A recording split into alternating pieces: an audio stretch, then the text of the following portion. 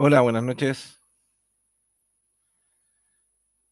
Buenas noches, ¿me pueden escuchar? Hola, buenas noches, sí. Hola, buenas noches. ¿Sí se escucha Hola, bien? buenas noches. Hola, buenas Sí, noches. Ya. buenas noches.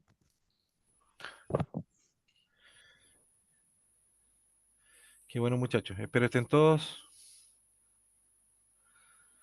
Vamos a comenzar.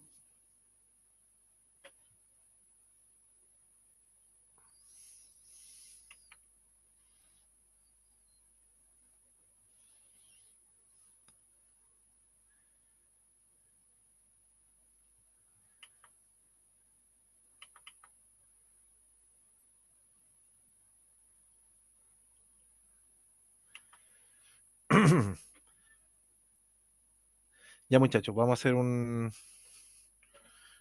breve repaso de lo que es la inducción de la energía eléctrica para ya comenzar a meternos en lo que es la energía fotovoltaica y poder entenderla. También vamos a repasar en su momento un poquito más lo que es la electricidad domiciliaria para lo mejor los compañeros que no saben hacer hacer la conexión del enchufe, de los tipos de luminaria que existen, cómo conectar correctamente según la normativa, todo lo que son las protecciones, pero lo que se buscaba con la primera presentación es lograr identificar la corriente alterna de la corriente continua. Ese es como el fin, de que sepamos que tenemos por un lado la corriente continua, que es la que nos va a aportar las baterías solar o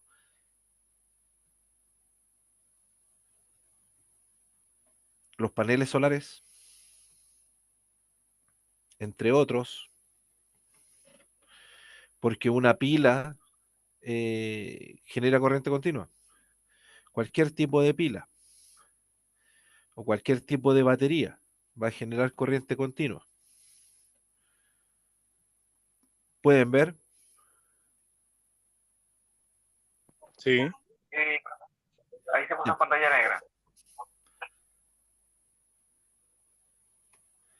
ya, vamos a hacerlo bien, como poder de síntesis para ir tocando los puntos importantes, ¿no? Sí, esto ya lo vimos y ustedes lo tienen grabado, pero es para ir repasando a lo mejor para rematar algunos conceptos, por ejemplo, la electricidad, que es un fenómeno físico que está presente en la naturaleza está presente en todo. Se dice que la energía está presente en todo. ¿Se acuerdan que decíamos que todo es energía? La electricidad podríamos decir que es algo muy similar. Está presente en la naturaleza y la podemos ver representada en varios fenómenos como un rayo, por ejemplo. Aquí tenemos una descarga eléctrica que podríamos decir que son miles de volts y una corriente inmensa, o sea, capaz de quemar un árbol, capaz de matar a una persona. Entonces, ¿y el rayo para dónde va a ir? La electricidad siempre va a buscar la menor resistencia. O sea, lo que tenga menos resistencia se va a ir. Se va a ir por ahí. Por eso que el cuerpo es conductor y si la electricidad busca que nuestro cuerpo tiene poca resistencia, se va a ir por nuestro cuerpo nomás. Entonces por eso tenemos que tener mucho cuidado. Dentro de nuestro cuerpo también podemos observar lo que es el fenómeno de la electricidad a través del sistema nervioso, que son descargas eléctricas que están presentes en nuestro cuerpo. ¿Cómo se produce la electricidad en sí? Esto tenemos que ir al átomo, que, que es un átomo. El átomo está presente en todo, todo está hecho de átomos, de pequeñas moléculas de átomos, y cada átomo de cada material va a tener una cantidad de protones y neutrones. Por lo general tiene un protón que es el núcleo y la cantidad de electrones va variando según el material. Hay materiales que tienen más electrones, otros que tienen menos electrones. Hay materiales que tienen más aros, como por ejemplo este eh,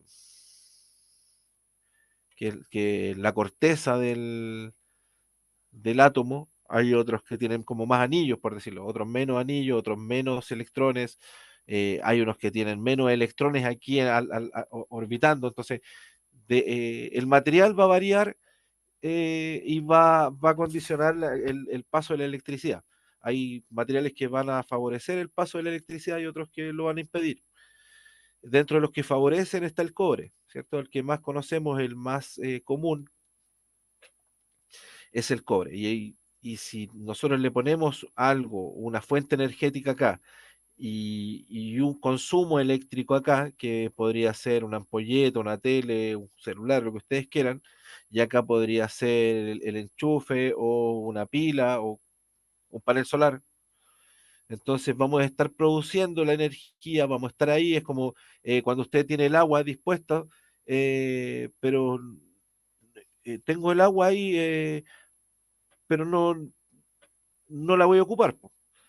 La necesito lavar la loza, necesito tomar un vaso de agua, voy, doy la llave y ahí se produce la recirculación de los electrones, el salto del electrón. Cuando yo doy esta llave o prendo mi artefacto, es que va a estar ahí disponible toda esta cantidad de energía que va a pasar por este cable conductor y se van a mover y van a decir, ya, ya, chiquillos, prendieron, ya, vamos, trabajando.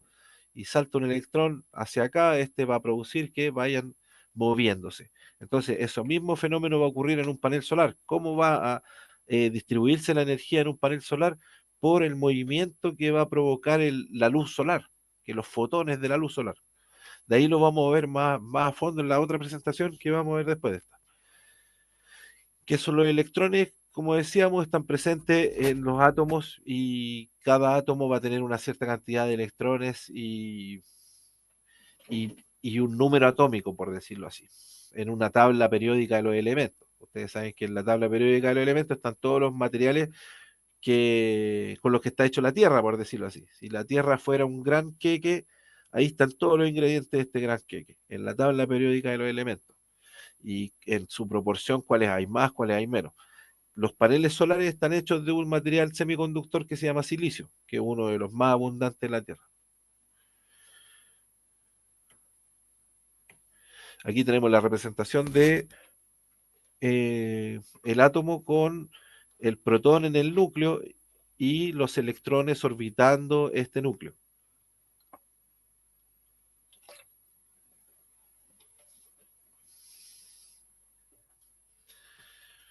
Bueno, esto que es un conductor, que es un aislante, es lo que va a favorecer el paso de la electricidad y lo que va a impedir el paso de la electricidad.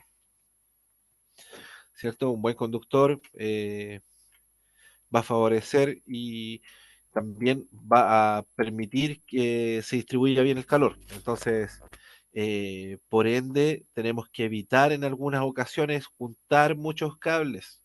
No podemos poner muchos cables en una tubería porque van a generar calor, el cobre va a calentarse. Entonces, al calentarse mucho, si un cable, ¿cómo se va a calentar un cable que yo lo sobreexija, por decirlo así? Un cable de 1,5 milímetros va a aguantar hasta 10 amperes por ahí, hasta 15 podría aguantar. 10 amperes son 2000 watts, 2200 watts. Entonces, es como que yo a ese cable de 1,5 le ponga un hervidor o un microondas. Cuando lo aconsejable sería que a ese artefacto yo le pusiera un conductor, un cable eléctrico de 2,5 milímetros, que aguantaría hasta unos 25. Entonces no se calentaría tanto como uno de 1,5. Entonces vamos a evitar que se calienten. Y si ya ya lo voy a estar exigiendo de sobremanera ese cable y lo tengo apretado con otro montón de cables más en una tubería, esos cables van a producir aún más calor. Y si están dentro de un tabique o dentro de la pared, van a producir aún más calor. En la normativa hay una tabla que nos dice que mientras más ventilado esté en la tubería, o sea, mientras más ventilado esté el cable, mientras más espacio tenga en la tubería, más amperaje me puede aguantar, más corriente. Pero si está limitado, está apretado, va a estar generando más calor que corriente. Se va a perder un poquito. Es como cuando decíamos el otro día la ampolleta de 100 watts, antigua. De los 100 watts, 90 eran para generar calor y 10 watts eran para generar luz. Entonces, esa era la poca eficiencia del sistema de iluminación que teníamos antes. Cuando se logró cambiar a las ampolletas de bajo consumo, logramos reducir la cuenta de la luz, la cuenta de energía en más de la mitad. Solamente cambiando las ampolletas de 100 watts a ampolletas de 10, 15, 20 watts.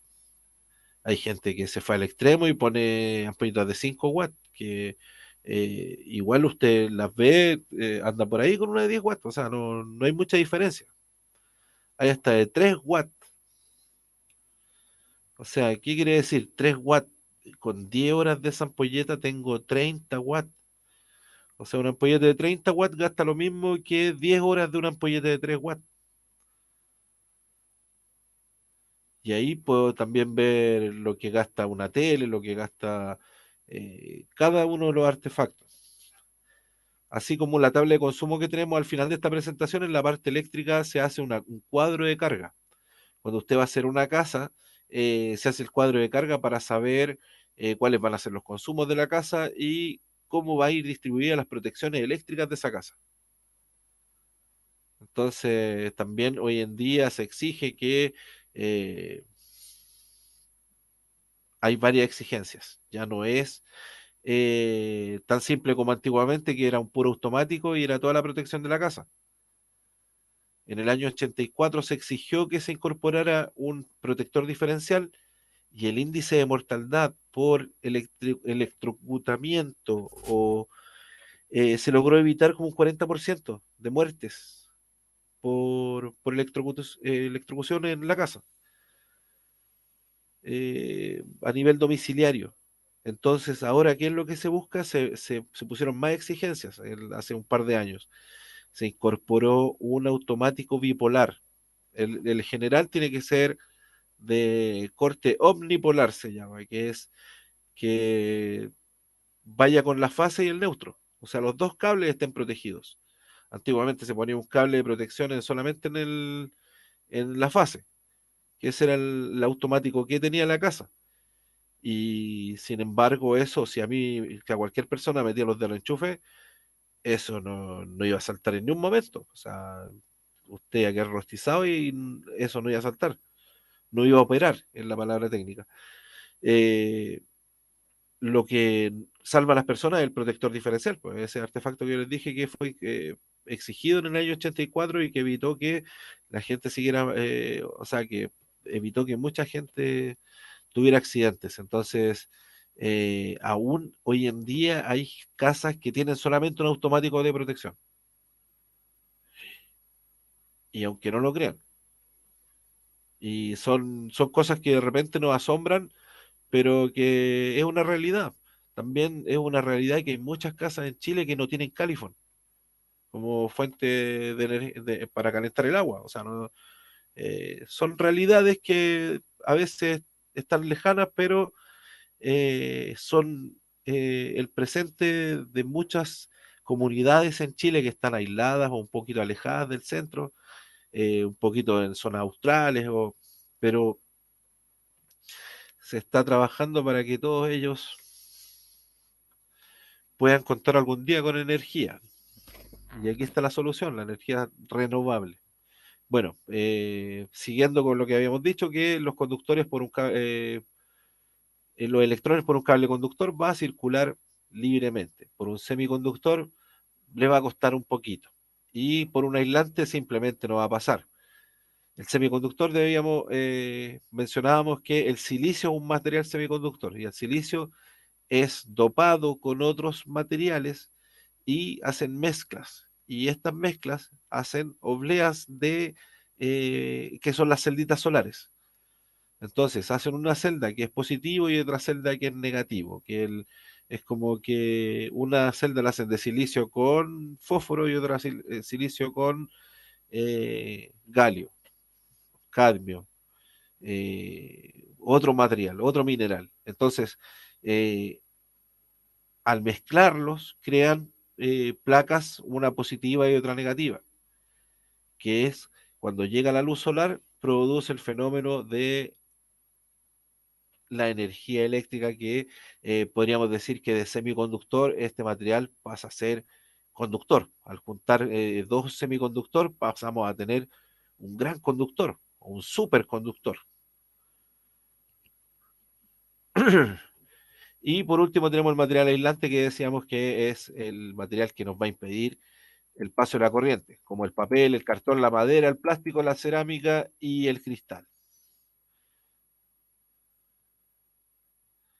¿Cómo se genera la electricidad en Chile? Esto igual lo vimos y lo buscamos en energiaabierta.cl, que lo único que nos faltó ver ese día en energiaabierta.cl es el dato de la cantidad de energía que son generadas por la energía, por todos los tipos de energía. Y ahí sale que la energía solar fotovoltaica es el 33% de la energía que se genera en Chile. La energía eólica como el 14%. Después, entre todas las renovables no convencionales, estamos cerca del 50%. Bueno, antiguamente se generaba mayormente de este tipo, con termoeléctricas. La termoeléctrica calentaba el agua, tenía almacenada agua en piletas y la va calentando con una bomba, la tira aquí a esta caldera. En la caldera pasa por una serpentín en el cual se calienta y se va caliente todo este vapor de agua hacia esa turbina, pero sale con una fuerza, así es un,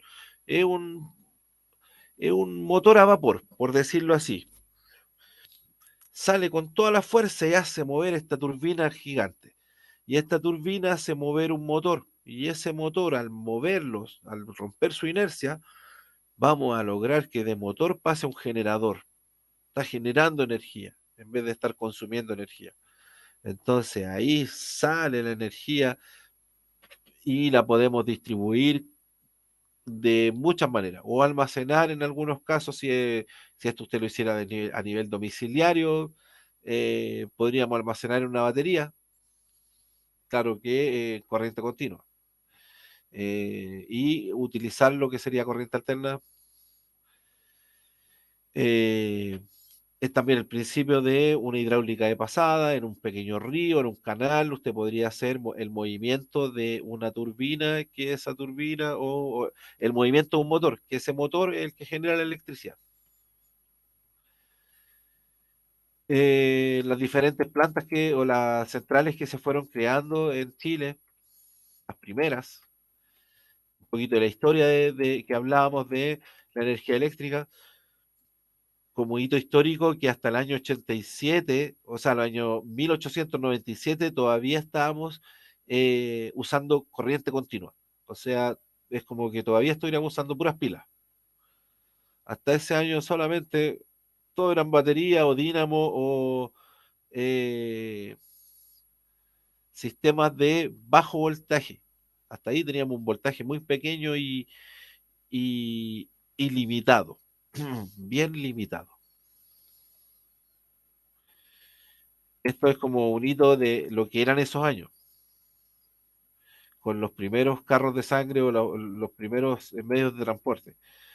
Después cuando fue creada la primera central con alternadores, que es lo que nos dio la energía eléctrica y poder distribuir esta energía a lo largo del país o de un pueblo a otro, o de una comuna a otra, o de una ciudad a otra. Y así poder distribuirla a lo largo de Chile hoy en día.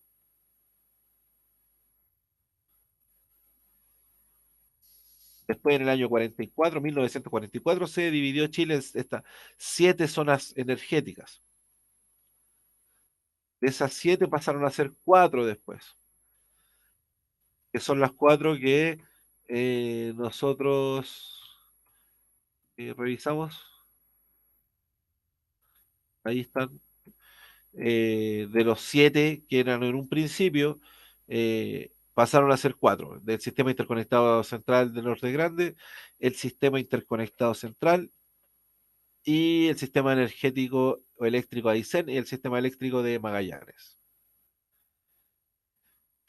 Miren, aquí en la parte de arriba sale el sistema interconectado Norte Grande, era casi el 26% de la energía de la extensión geográfica. Pero la población favorecida con esto era solamente el 5% de la población. O sea, abarcaba casi el 30% de territorio para abastecer un 5% de la población del territorio nacional. En cambio, el sistema interconectado central equivale al 70, casi al 71% del territorio nacional, que es casi todo Chile, y la población abastecida de este sistema era el 92% de la población. O sea, aquí estaba casi toda la población de Chile estaba bajo el sistema interconectado central. Después venía el sistema de Aysén, que es como un 0,3% de la zona geográfica y 0,6% de la población. Y algo muy similar el sistema de Magallanes, o sea, solamente para la zona de allá y en un territorio bien pequeñito.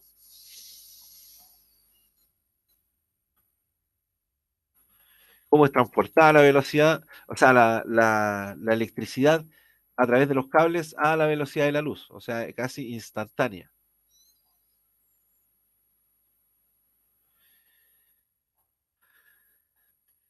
Esto es lo que les comentaba al principio, que era lo que buscábamos con esta presentación, que lográramos reconocer que ya decimos, ya sabemos lo que es la electricidad, pero hay dos tipos de corrientes con las que vamos a trabajar. Una es la corriente alterna, que es la corriente que generan los alternadores, o la corriente que nosotros vamos a ocupar en la casa.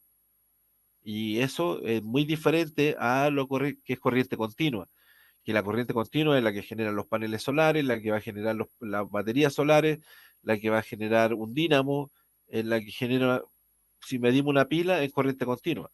Y pues esto hay que tenerlo claro porque cuando usemos el tester tenemos que ponerle, vamos a medir corriente continua o corriente alterna. Si voy a medir algo en la casa, es con corriente alterna. Si voy a medir algo en un panel solar o en un sistema fotovoltaico, con corriente continua.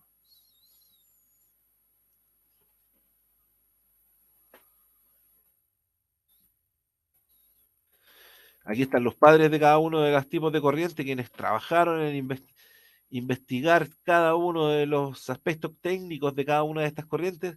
Don Nikola Tesla, que él quería que todo el mundo tuviera energía y poder distribuirla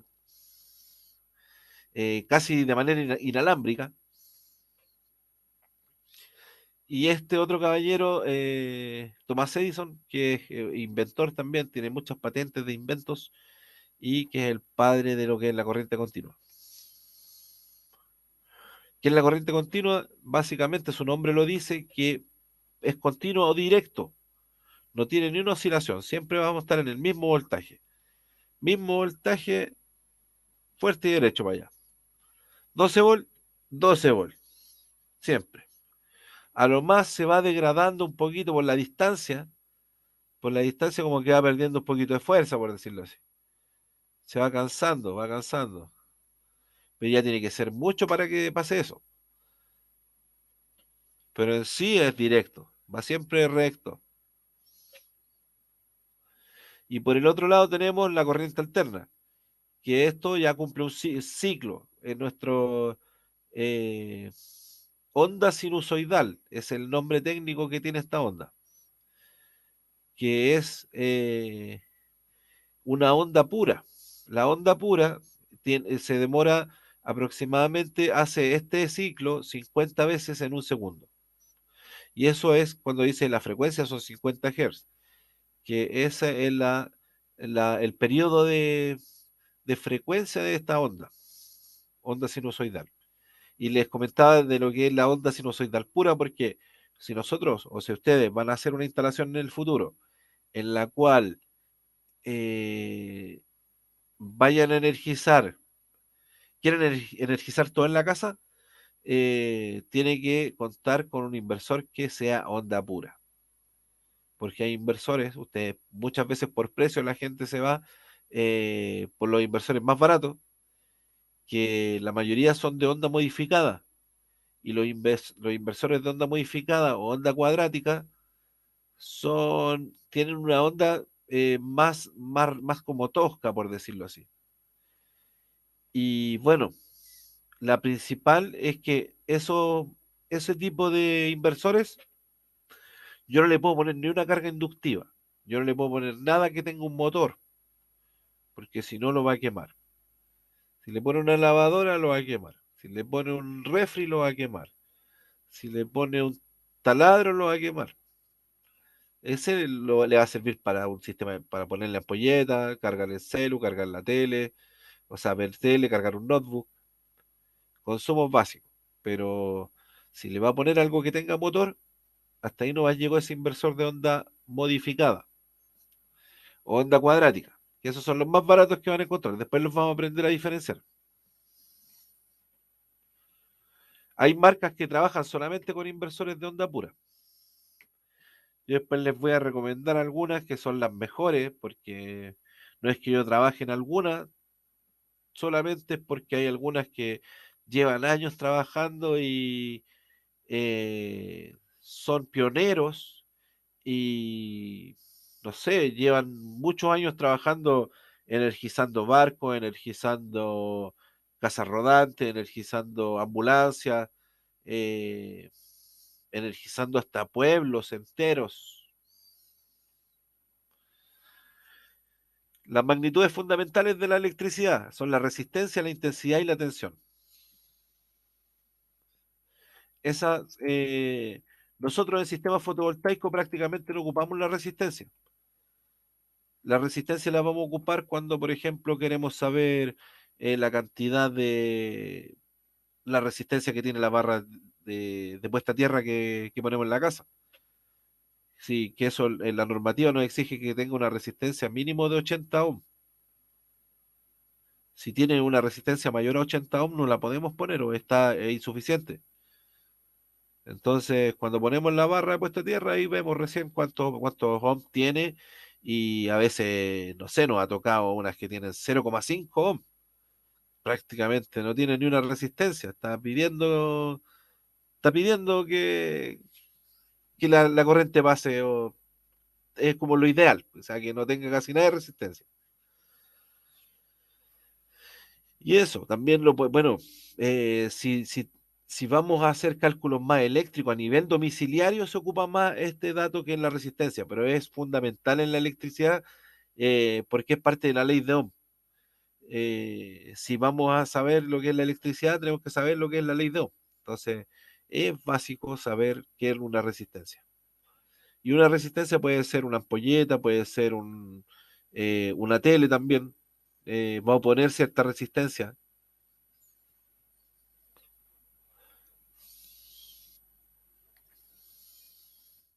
La simbología es una letra griega llamada omega. Aquí tenemos la intensidad, que es la corriente, es la cantidad de electrones circulando por un cable conductor en un periodo de tiempo, o la cantidad de corriente circulando por este cable. ¿Cómo lo medimos esto? En amperes, ¿cierto? Y bueno, si pasan poquitos electrones, la corriente va a ser baja. Si pasan muchos electrones, vamos a tener una gran intensidad. O podríamos decir, el cable es el mismo cable, pero acá con un alargador, el mismo cable, aquí le puse una ampolleta, después lo desenchufé y acá le voy a poner una tele. Los electrones o la corriente que pidió para prender esa ampolleta fue mucho menor a la que estoy ocupando para aprender ese consumo mayor. Entonces, a la hora de hacernos la boleta, nos están midiendo eso, cuántos electrones pasaron. Mientras más electrones, más me van a cobrar. Y es porque yo usé consumos que eran mayores. Aquí eh, el horno eléctrico, el calefactor, el aire acondicionado, todo esto consume muchos electrones. Todo lo que sirva para generar calor en una casa es de alto consumo. Estamos hablando al tiro de 1500, 2000 watts. Y hay cosas que consumen más calor. Eh, Aire acondicionado, 1500 watts. Calefactor, 2000 watts. Hervidor, 1800 watts. Horno eléctrico, 2200 watts. Microondas, 2000 watts. Tostadora, 1500 watts. Sanguchera, 1500 watts. Y así, ustedes ese lo van a tener que hacer si quieren hacer un sistema en la casa, saber que van a tener un chanchito de ahorro de energía que es la batería y cómo voy a hacer que me dure esa batería sabiendo que le voy a conectar. Si le voy a conectar algo que va a consumir muchos electrones, me va a quitar mucha energía de esa batería. Y la idea es que la batería le pueda durar toda la noche o, bueno, si es una emergencia y necesito cargar otra cosa, igual se entiende y la idea es que lo pueda hacer. O sea, que bueno que lo pueda hacer, buscarle un uso o que lo salve en una emergencia. Pero por lo general nosotros vamos a calcular el sistema para que a usted no le falle lo que calculamos. O sea, si el sistema lo quiere para iluminación, que no fallen las luces.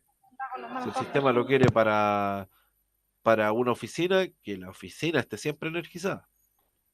Si usted lo quiere para toda la casa, que toda la casa no falle. Igual hay sistemas en los cuales se priorizan algunos consumos o algunas cargas.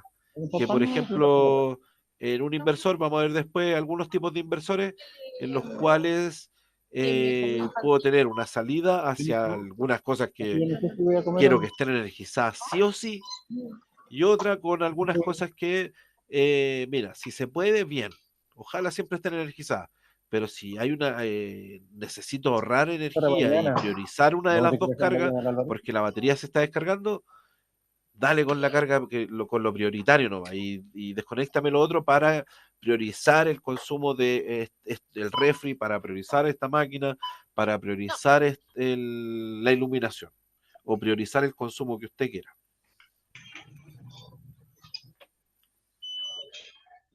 La simbología de la corriente es la letra A de Ampere. Un miliamperio es igual a 0,001 amperes.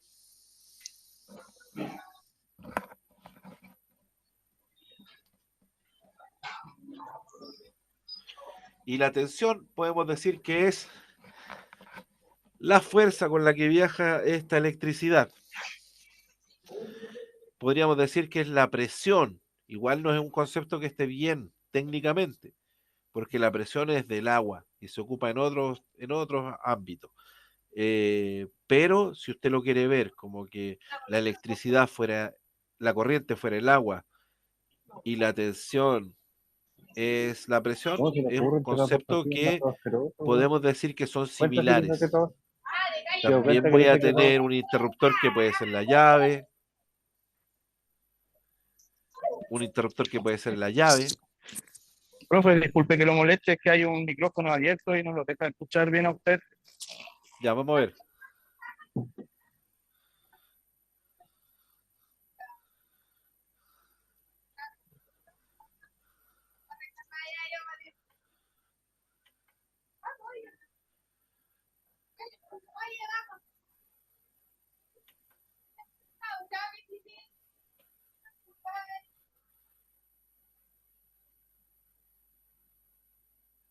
Ahí se apagó por eso, ¿no?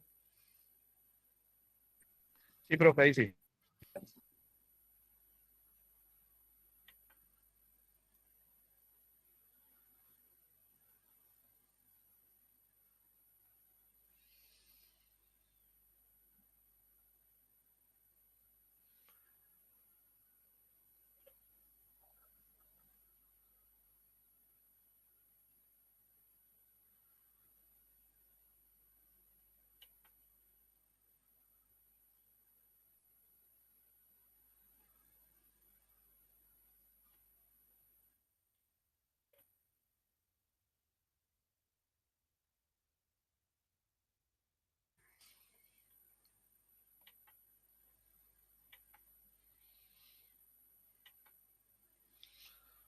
No puedo volver a ver.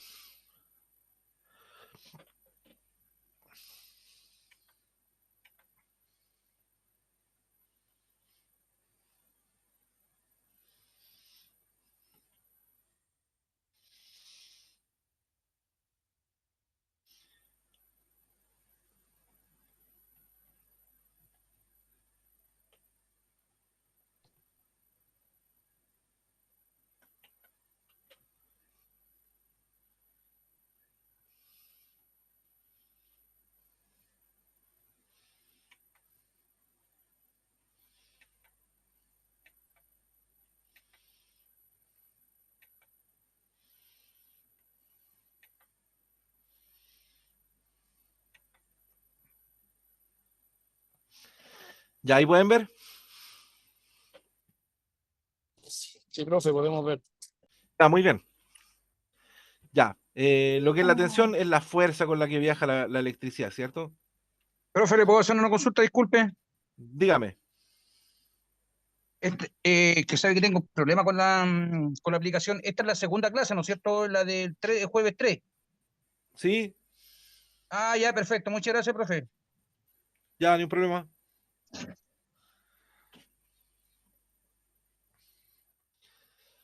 A la simbología es la letra V y el nombre es el volt. Para cada una de estas eh, magnitudes tenemos un instrumento de medición, como la resistencia con un ómetro, la intensidad con un amperímetro y la tensión con un voltímetro. También podemos ocupar un multitester o un polímetro, que es, aquí podemos medir todo lo que sería la resistencia, el voltaje, la corriente, hay algunos que pueden medir temperatura, podemos medir continuidad, si es que está cortado en algún tramo el cable, podemos medir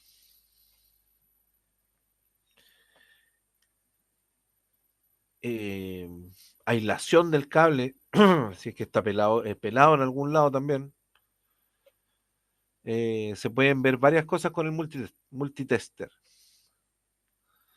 También poder saber cuál es la fase y cuál es el neutro. Y la identificación del conductor. Bueno, aquí está lo que decíamos que es la ley de Ohm, que es fundamental si vamos a hablar de electricidad. Saber que esto es como eh, la base de la electricidad, que liga lo que es la resistencia, la intensidad y el voltaje, para poder saber algunos datos que son importantes. Si yo me falta el voltaje y tengo la resistencia y la intensidad, puedo saber el dato que me falta. Y aquí está el triángulo de la ley de Ohm. Y esto es importante, igual que lo tengan en su cuaderno y que ustedes eh, lo escriban con sus palabras, cómo entienden lo que lo que vamos viendo y que también ponga con sus palabras. Si el voltaje usted lo entiende como fuerza, lo puede poner para que usted entienda cuál es la función del voltaje. Lo mismo en la intensidad, porque en la intensidad ahí sale, aquí en la fórmula de intensidad, pero usted le puede poner la A de amperaje también. O ponerle ahí que es corriente, la intensidad es la corriente.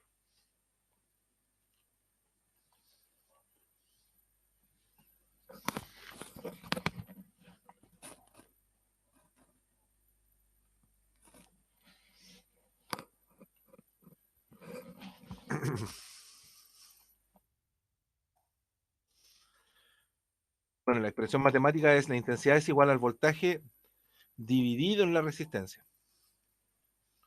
Pero la verdad es que aquí nosotros tenemos todas las fórmulas. Están las tres. Solamente con ese triángulo. Dentro de las conexiones eléctricas tenemos lo que son las conexiones en serie, las conexiones en paralelo y las conexiones mixtas. O serie paralelo. Cuando hacemos una conexión en serie en un sistema fotovoltaico vamos a aumentar el voltaje. Cuando hacemos una conexión en paralelo vamos a aumentar la corriente. Si queremos aumentar el voltaje y la corriente tenemos que hacer una conexión en paralelo, o sea, mixto. Mezclar los dos tipos de conexión. Por eso hay que tener ojo cómo se conecta, porque si hay, hay componentes que van a estar limitados con el voltaje y otros que van a estar limitados por la corriente. No les puedo conectar más de cierta cantidad de corriente. Y ahí influye qué tipo de panel voy a poner también. Si voy a ocupar un inversor que no me aguanta más de 10 amperes, no le puedo poner un panel que esté generando 12 amperes. y menos en paralelo, que voy a estar generando 24 y le pongo otro y 36. Y ahí es cuando queman los componentes, porque no calculan qué es lo que están usando. Lo mismo las baterías. ¿Cuántas puedo conectar en serie? ¿Cuántas puedo conectar en paralelo? ¿Cuánto es lo máximo? ¿Qué cable usar? Va variando todo. Si voy conectando, ya va aumentando también. Si aumento la corriente, tengo que ir aumentando el cable que voy a usar.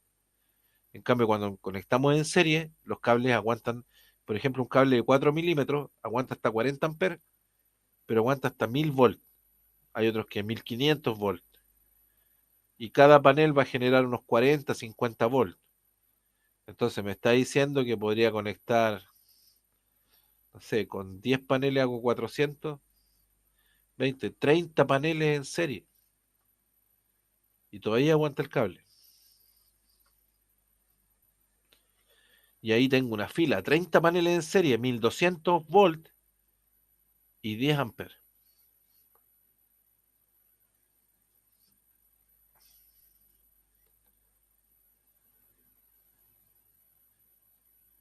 Bueno, ¿cómo calculamos un sistema fotovoltaico? Esto es parte de un tabla de consumo. Esta es la pega, el levantamiento de datos, por decirlo así.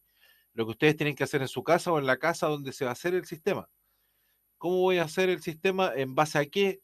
Lo primero que ustedes tienen que saber, ¿cuál es la demanda energética?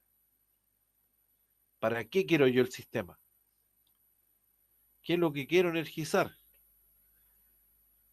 Y si dice quiero energizar todo, hay que meter todo en esta tabla de consumo.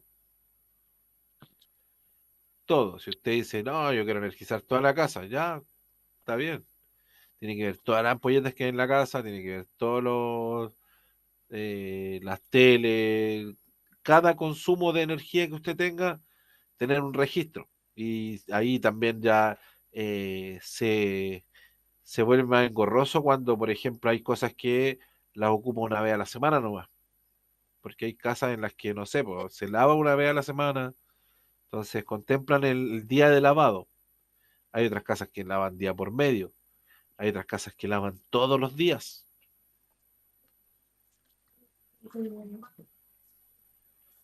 Más de alguien que escuchó eso y se vio identificado, porque hay casas en las que lavan todos los días y el consumo de 1500 watts todos los días y a veces no es mucha ropa tampoco la que le echan. Es para no llegue el fin de semana y lavar el fin de semana, van lavando en la semana y echan de a 3 poleras, 2 pantalones y el consumo energético igual son 1000 watts, 1500 watts. Entonces, si ese es el caso, lo incorporamos a la tabla de consumos. Y aquí ponemos todo lo que usted quiera energizar. Todo. Y si fuera un sistema conectado a la red, por ejemplo, un sistema conectado a la red es un sistema que solamente son los paneles y el inversor. Y yo dijera, en un caso hipotético, no es tan así, pero podemos hacer un...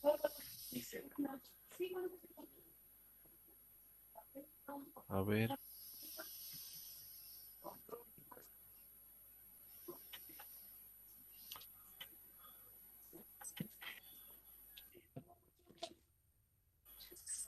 ¿La luna no está por ahí? ¿La luna? ¿A dónde? Está abajo la silla. Y comió, ahí vamos.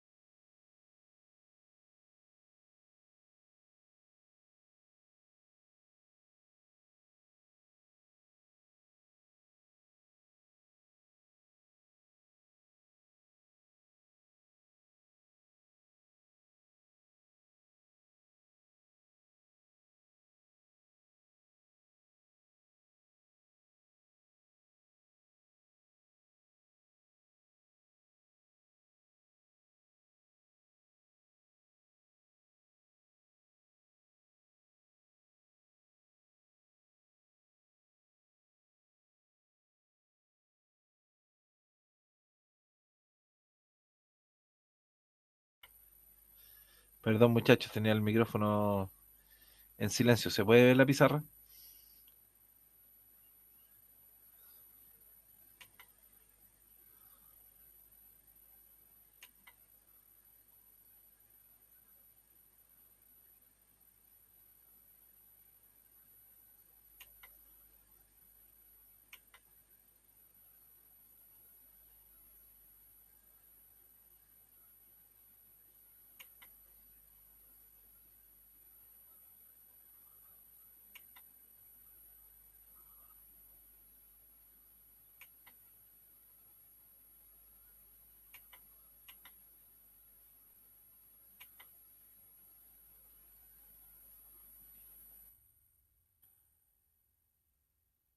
¿Lo me pueden escuchar? Sí, se escucha Ah, bien. ya, ya, buena, buena, buena, buena. Ya, chiquillo.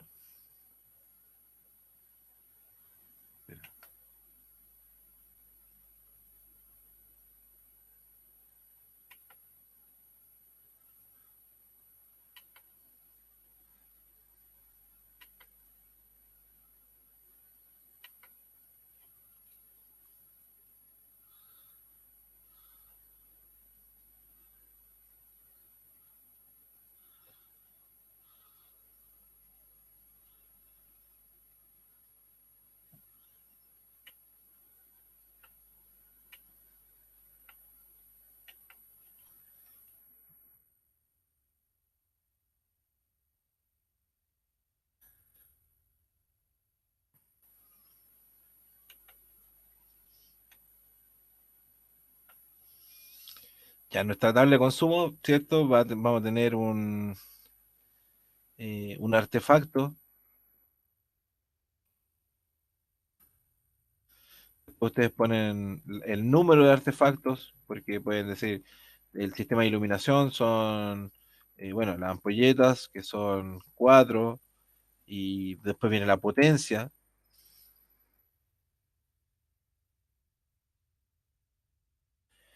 después viene el tiempo. Aquí viene un concepto que es importante que lo destaquemos y es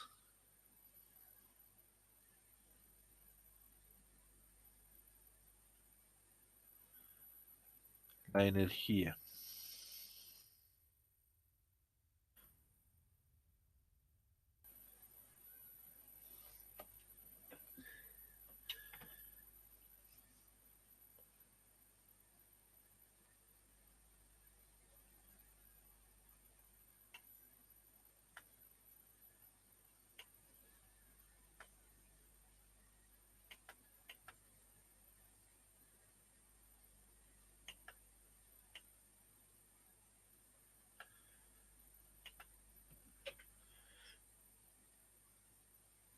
Por ejemplo, el artefacto, la TV, el número de tele, una,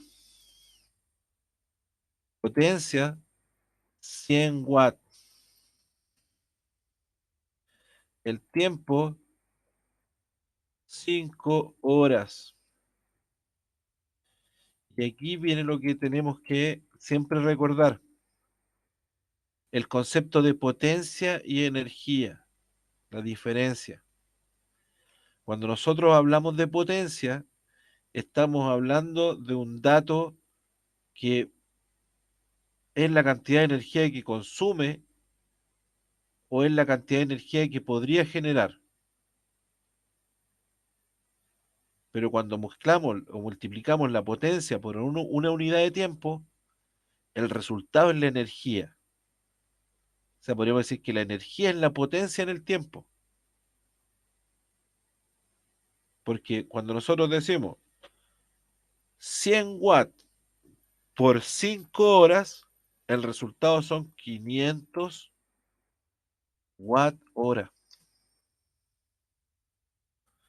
Y eso es energía. Cuando nosotros nos cobran, la cuenta de la luz nos cobran en kilowatt hora, que 1000 watts es un kilowatt, y 1000 watt hora es un kilowatt hora. Entonces la cantidad de energía que nosotros ocupamos o consumimos se ve reflejada en esa cuenta de la luz así, de esta manera. Ocupé 5 watts por 5 horas, eso fueron 500 watt hora, o 0,5 kilowatt hora. Si lo hubiera ocupado estos 10 horas,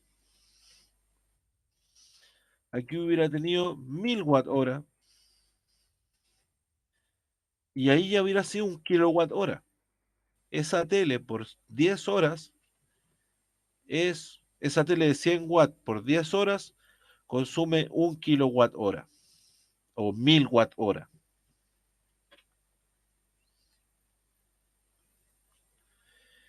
Y si por ejemplo yo quisiera hacer un sistema que fuera conectado a la red, que es lo más simple, lo más económico, lo que más los va a hacer ahorrar, lo más rentable para cualquier persona en Chile y en el mundo, es un sistema conectado a la red, que en el fondo son paneles y el inversor, y las protecciones eléctricas y la certificación, pero en sí materiales son los paneles y el inversor no.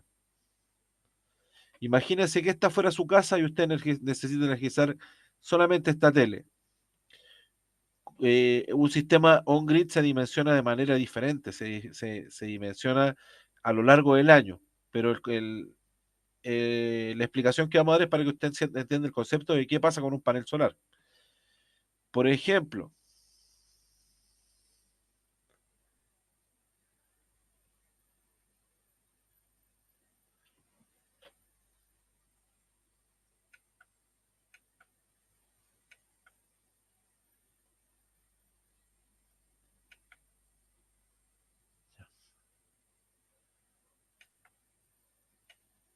Cada uno tiene su propia explicación. mira, un panel solar de 100 watts por 10 horas va a generar 1000 watt hora o 1 kilowatt hora.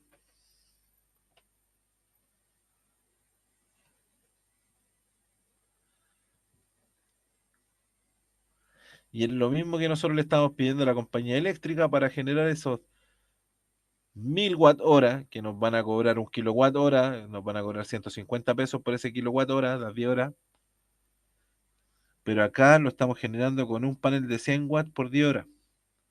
Ahora, lo que tenemos que tener claro, y solamente para que entiendan el concepto, es que es muy difícil que tengamos 10 horas de sol, o sea, 10 horas efectivas de sol, 10 horas en las cuales cuando nosotros medimos 1 hora de sol es cuando juntamos 1000 watt metro cuadrado. Cuando juntamos 1000 watt metro cuadrado, logramos hacer 1 hora de sol. 1 hora de sol efectiva, que eso no va de la mano con las horas cronológicas. No quiere decir que de 8 a 9 tenga 1 hora solar, de 9 a 10 otra hora solar, no. En invierno puede que esté todo el día o 6 horas hagan 1 hora solar, porque de las 8 a las 9 el sol me entregó 100 watts metro cuadrado. Después de 9 a 10, 150. Ahí recién tengo 250 watts, un cuarto de mi meta para hacer un cuarto de hora solar. Son esos 250 watts. Entonces tengo que hacer 1000 watt hora para recién decir tengo 1 hora solar.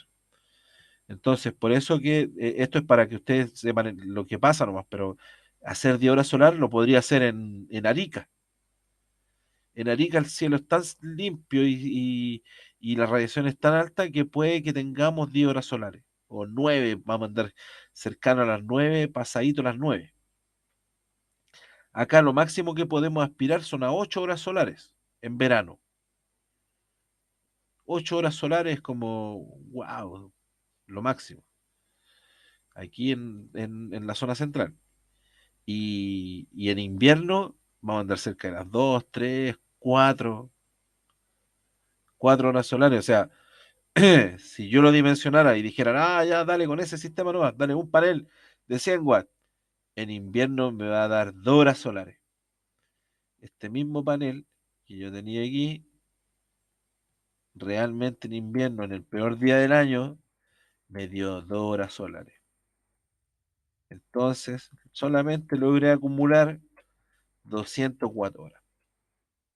No me alcanzó para ver la tele 10 horas, solamente me va a alcanzar para ver 2 horas. ¿Cómo lo hacemos ahí? Nosotros, a la hora de hacer el dimensionamiento, decimos, ya, en invierno vamos a contar con 2 horas solares, entonces necesitaría más paneles o contar en batería con más energía, cosa que abastecer mi demanda hasta en el peor día.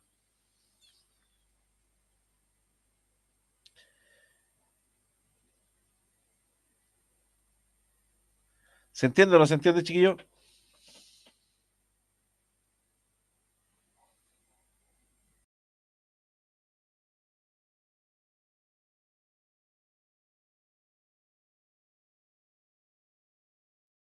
Sí, se entiende.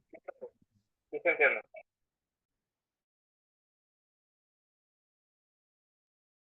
Clarito.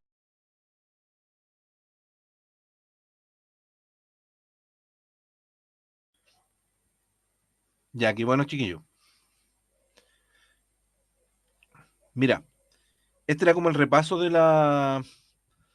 de la primera clase, que era como la inducción a la electricidad. Ahora vamos a ver otra presentación.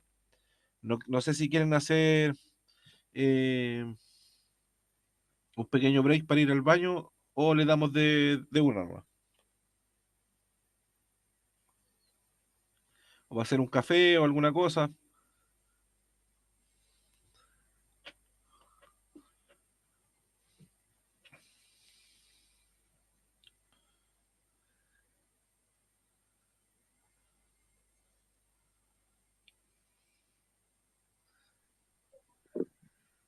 Seguir nomás, creo yo. Ya, démosle nomás entonces.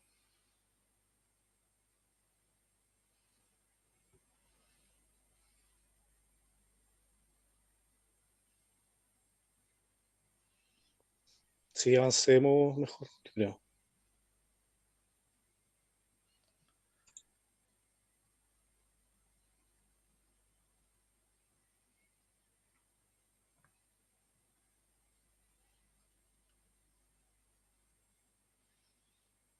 Y ahí ustedes me avisan si se puede ver. Sí, Y aquí profe, está sí se ve. también, ¿sí? Sí, sí se ve.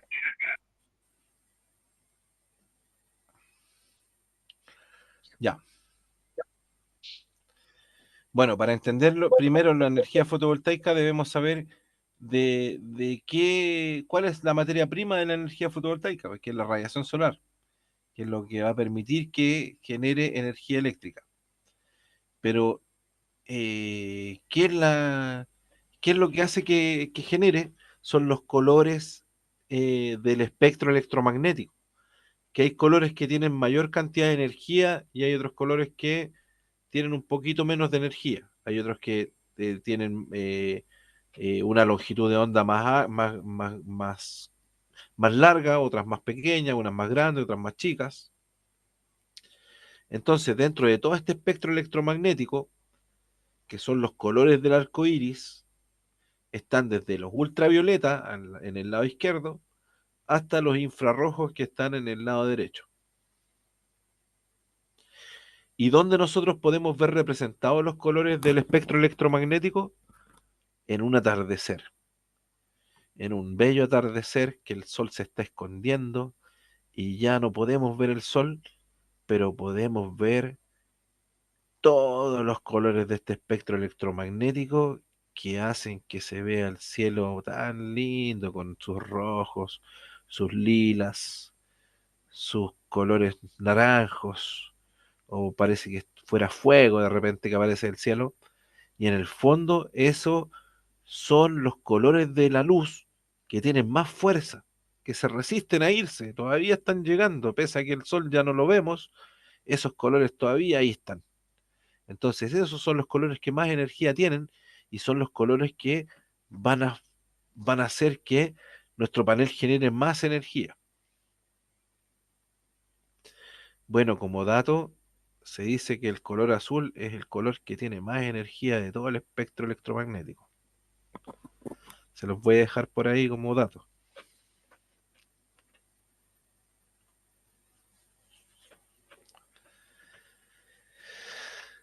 La constante solar nos habla de la cantidad de energía que llega día a día a la Tierra. Y hay un dato de cuánta energía llega a la atmósfera. Y que ese dato es de 1366 watts por metro cuadrado. Eso quiere decir que en un metro cuadrado va a llegar 1366 watts. Y nosotros contamos, o los paneles son testeados en un laboratorio simulando un día de 1000 watts metro cuadrado. Entonces, por eso que nosotros cuando eh, decimos recién vamos a tener una hora solar, cuando juntemos estos 1000 watts, porque el panel fue testeado a 1000 watts. Al panel siempre lo hicieron producir energía en base a que estaba recibiendo 1000 watts. Entonces, cuando el panel le van a llegar 100 watts metro cuadrado, si un panel de 1000 watts va a generar 100 watts, o si un panel de 100 watts va a generar 10 watts. Va a generar en base a la cantidad de energía que está absorbiendo. Y la energía o la radiación va a cambiar también eh, por la distancia de la Tierra y el Sol, por las estaciones del año. Cuando hablamos de radiación, tenemos que saber que hay tres tipos de radiación. Por un lado está la radiación directa, que es la radiación, como su nombre lo dice, que llega directamente desde el Sol a la Tierra, o del Sol a nuestro panel en el fondo. Nosotros con la que más vamos a trabajar es con la radiación directa. Lo que nosotros queremos es trabajar con la radiación directa y que nada interfiera entre la radiación y el panel. O sea, nosotros tenemos que evitar un árbol, tenemos que evitar que hay un poste, o no, si le llega un poquito de sombra. Ese poquito de sombra puede ser fatal para el panel. O sea, es lo peor, pues si el panel solar es para que le llegue sol. Entonces no le puede llegar sombra. Se dice, miren, hoy en día han cambiado harto los paneles, pero yo les doy el ejemplo para graficar un poquito cómo podemos entender qué es lo que pasa cuando le llega sombra a un panel. Es lo mismo que ocurre cuando las pilas o cuando juntamos diferentes potencias de paneles. Cuando dicen, oye, ¿puedo juntar un panel de 50 watts con uno de 500? ¿O uno de 50 y uno de 100? ¿O puedo juntar una batería de 100 ampere hora con una batería de 150 ampere hora? ¿O puedo juntar una pila mala con una pila buena? ¿Qué es lo que ocurre en esos casos? Si yo junto una pila mala con una pila buena, la pila buena va a trabajar como si estuviera mala. O sea, debería ser al revés. O sea, ojalá la pila mala dijera, oh, estoy trabajando en una pila buena, voy a trabajar bien. Pero es al contrario. Entonces, si yo pongo un panel de 500 con uno de 100, el panel de 500 podría generar 500, pero tiene que ir al ritmo del panel de 100. Entonces, es como que eh, nos pusieran a correr, me pusieran a correr con Usain Bolt, el hombre más rápido del mundo, pero en una carrera de que tenemos que ir de la mano los dos. O sea, él puede ser muy veloz, pero va a ir a mi ritmo. O lo ponemos con un abuelito. Puede ser muy veloz Usain Bolt, pero tiene que ir al ritmo del abuelito. No puede ir más rápido. Entonces, lo mismo va a pasar con un panel de gran potencia que lo ponemos con un panel de baja potencia. Entonces, lo mismo pasa cuando el panel le llega sombra. Si al panel le llega sombra, si a un panel le llega sombra y tengo 10 paneles para el lado, ese panel va a bajar la potencia. Entonces, es como que fuera un abuelito y para el lado tenemos todos los otros paneles, está llegando todo el sol y son los Usain Bolt, podrían estar corriendo, pero feliz de la vida, pero tienen a este abuelito que los limita y no los deja correr, porque le está llegando sombra. Si no le estuviera llegando sombra, serían todos unos Usain Bolt. Todos correrían eh, todo lo que, todo lo que puedan. Y eso es lo que buscamos nosotros, la radiación directa, que no haya sombra. Pero por otro lado, igual hay una radiación difusa que es la que producen las nubes. O sea, es inevitable que hayan días nublados, es inevitable que hayan días que la radiación no va a ser directa.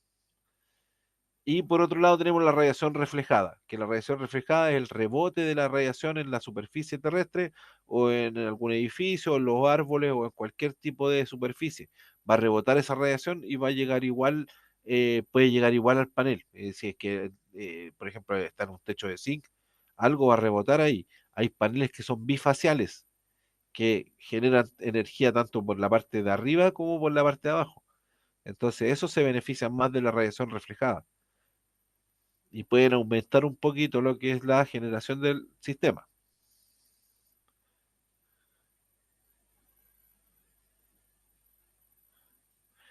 Aquí está cómo se ve la radiación o cómo se mide.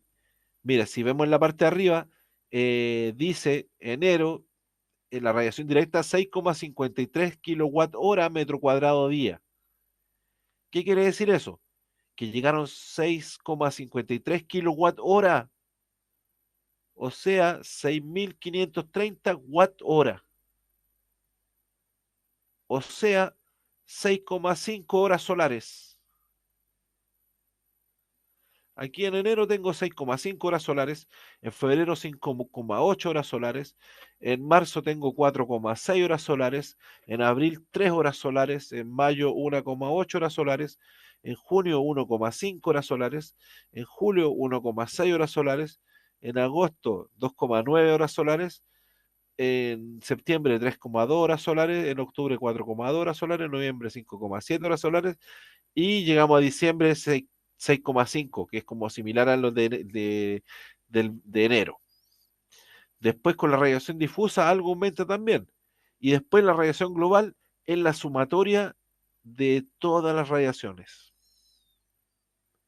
Entonces nosotros podemos utilizar este dato de radiación global y decir, ya, el dato real es que en enero vamos a estar cerca de los 8 horas solares, en febrero cerca de las 7, en marzo cerca de las 6, en mayo cerca de las 4 horas solares, o sea, en abril cerca de las 4, en mayo cerca de las 3, en junio más cerca de las 2 horas solares, julio 2,4, agosto 3,1, septiembre 4,5, octubre 5,8, noviembre 7,4, diciembre 8,2. Entonces, ven este panel de 100 watts aquí en junio estaría generando 230 watts, pero ese mismo panel en verano, en enero, va a estar generando 800 watts. O sea, si fuera por energizar esa tele, que era el ejemplo, en enero voy a poder ver 8 horas de tele y en mayo voy a poder ver 4, o sea, en abril 4, en mayo 2, casi 3, en junio 2 horas.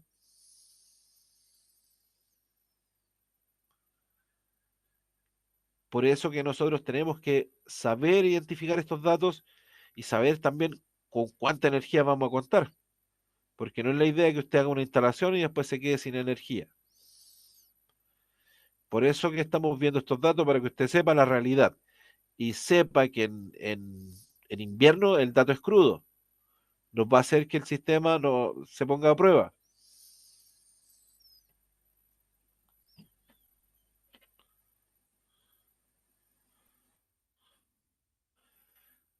Aquí están los datos eh, a lo largo de Chile. ¿Cómo podríamos ver distribuido estas horas solares o la cantidad de energía o radiación en las distintas zonas? Por ejemplo, partiríamos con 9 kilowatt hora, que podríamos representarlo como esas 9 horas solares. Después el extremo norte, 8,5 a 9, más tendencia de 8 a 8,5. lo máximo es 9, o sea, no vamos a llegar a 10 horas solares. ¿Ven? Por mucha radiación que tengamos, es muy difícil que lleguemos a las 10, pese a que cronológicamente vamos a tener 12 horas de día. Entonces ven que no hay una relación de lo que es la hora cronológica con lo que es la hora solar de energía. Y después llegamos al extremo sur con ya 2 horas solares.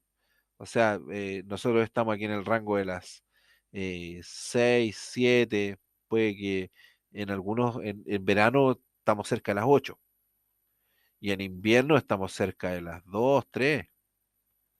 Entonces, igual esto no es que sea todo el año, sí, va a variar, va a variar sobre todo en la zona central.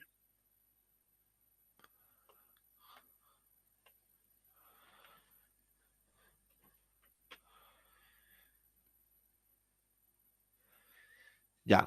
eh, ¿Cómo llega la radiación solar a la Tierra? Va a variar. Varían en el verano, se dice que va a llegar mucho más alto y cercano a la Tierra. Por eso que se siente mayor calor. De hecho, en verano se produce el, el afelio solar, que es el día que está el sol más cercano a la Tierra. Y en invierno se produce el perihelio, que es cuando el sol está lo más alejado de la Tierra. Entonces coincide cerca con lo que son los solsticios de verano. No es el mismo día de solsticio, para que no se confundan que es del solsticio, que es lo mismo, no. Aquí nos marca la altura máxima, sí, pero el otro dato es de las distancias que hay entre el Sol y la Tierra. Por eso que hay un día que por lo general cuando es el día de mayor, que está mayor, por lo general como los primeros, como el día 6 de enero, ha tocado los últimos días, o sea, los últimos años, eh, se siente mucho calor ese día. Y lo mismo pasa cuando nos toca el día con el sol más alejado. Es un día muy frío y muy corto el día y más largo la noche. En verano es todo lo contrario. Entonces, por eso nosotros tenemos que saber que el panel orientado siempre al norte vamos a tener una mayor ganancia según la inclinación que tengamos. También la orientación, a veces no podemos siempre ponerlo hacia el norte. Lo ideal es que esté hacia el norte, pero a veces no vamos a poder cumplir esa regla por cómo está hecho el panel, o sea, cómo está hecho el techo, por, eh, por muchos motivos a veces no se puede cumplir con ponerlo siempre hacia el norte, pero la mayor ganancia la vamos a tener hacia el norte, porque vamos a lograr que aprovechar todas esas horas solares. O sea, que van a ser aprovechadas con mayor razón, o sea, en su mayoría con horas de radiación directa.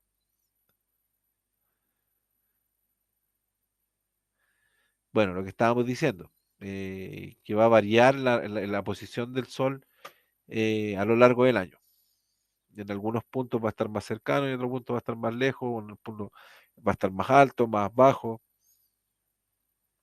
La trayectoria solar también va a ser más corta en el verano, o sea, en el invierno, que por aquí hay una carta solar. La altura mínima y la altura máxima, ¿cuál es la altura máxima? Cerca de los 90 grados, o sea, casi un ángulo recto se forma entre lo que sería el Sol y la Tierra.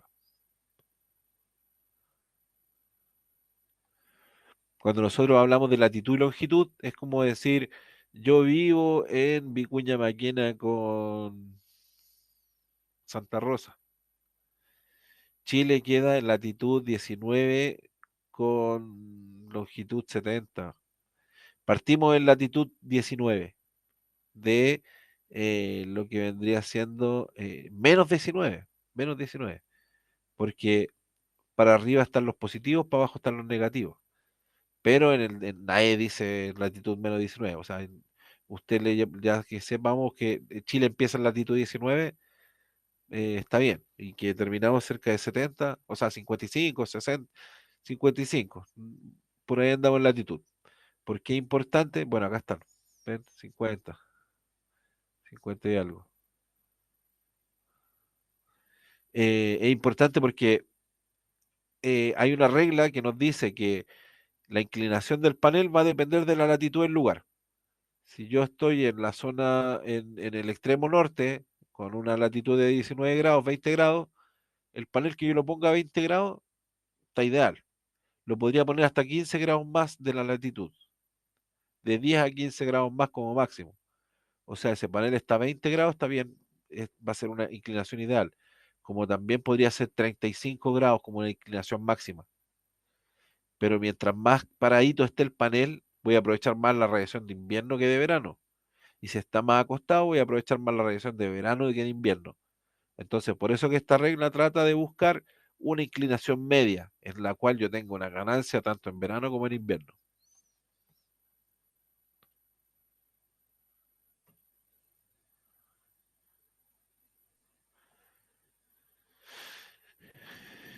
Bueno, aquí hay una forma de calcular la altura máxima del Sol. Y esto es una carta solar.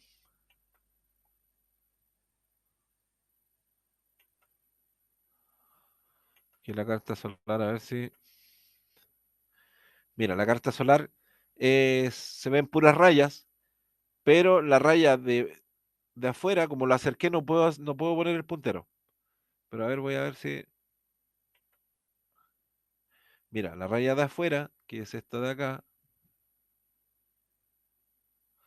representa la trayectoria del Sol en verano. Y esto es la trayectoria del Sol en invierno. Mira, imagínate que este es el norte.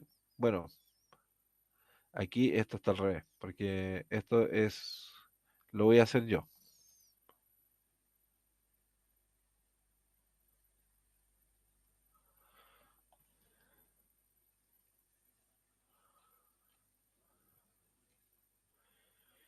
Imaginemos que ustedes están aquí, mirando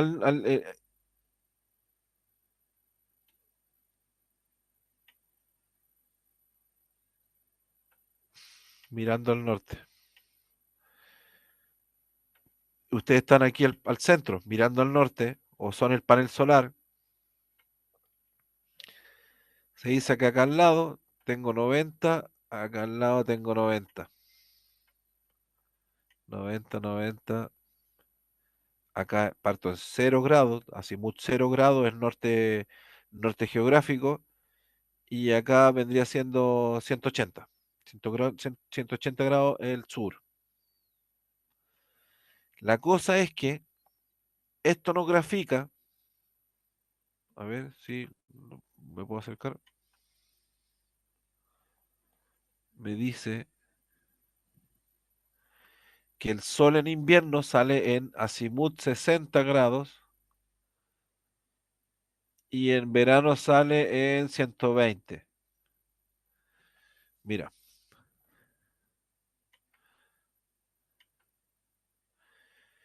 si ustedes son esta persona que está mirando el norte y hacia el lado tengo el este y hacia el otro lado tengo el oeste, en 90 grados podría decir, estiro mis brazos y para acá tengo el este, para acá tengo el oeste. Que estos 90 grados hacia el lado, justo hacia el lado es 90 grados hacia, hacia el norte 0 grados. Podría decir que aquí tengo 60, aquí tengo 60. Quiere decir que la trayectoria en invierno fue una cosa así, de 60 grados de azimut a 60 grados de azimut. O sea, tuvo una trayectoria súper cortita en invierno, pero en verano me dice que salió en 120 grados de azimut. O sea, si hubiera salido del lado, él ya era 90, pero salió de acá 100, 110, 120 grados. De acá salió y tuvo una trayectoria ¡guau! Y se fue a esconder recién en 120 por acá. Entonces la trayectoria del verano fue mucho más larga y duró mucho más que la del invierno, que fue mucho más cortita.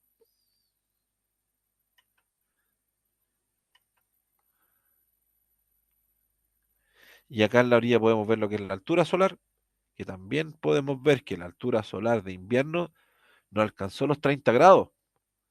30 grados de altura solar, y es súper bajito. En cambio, en el verano estamos casi, o sea, 80 grados. 80 grados casi llegando a los 90 grados. Si ustedes ven una carta solar de Arica, el- pasa los 90 grados. Y de hecho, esta carta solar es como bien rara en Arica.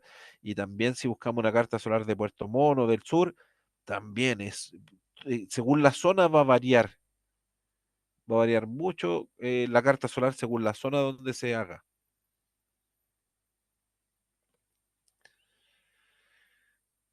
Bueno, lo que es la altura solar va a variar según la época del año, ¿cierto?